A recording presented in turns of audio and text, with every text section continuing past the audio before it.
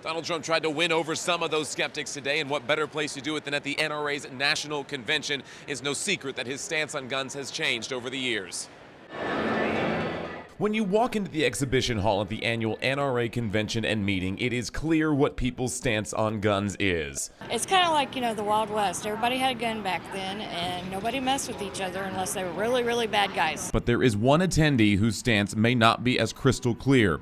The Second Amendment is under a threat like never before. Donald Trump spoke to NRA members today. The NRA has led the fight time and time again to protect our fundamental freedoms. This is an amazing group. Trump over the years has changed his stance on guns. In 2000, Trump said he was somewhere in between Democrats' quote, dumb idea to confiscate guns and the Republicans who quote, refuse even limited restrictions, saying they walk the NRA line.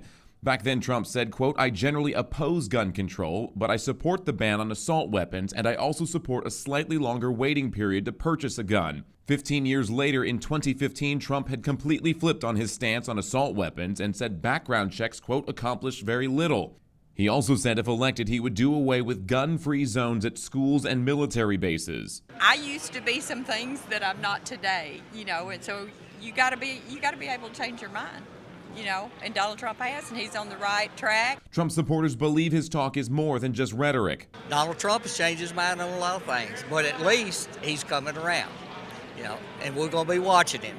I'm going to put criminals behind bars and guarantee that law-abiding Americans have the right to self-defense, 100%. The NRA gives politicians ratings based on how they vote on gun-related issues, but since Trump has never been a politician, it does not have a rating for him. In Louisville, Kentucky, I'm Todd Walker for The Now.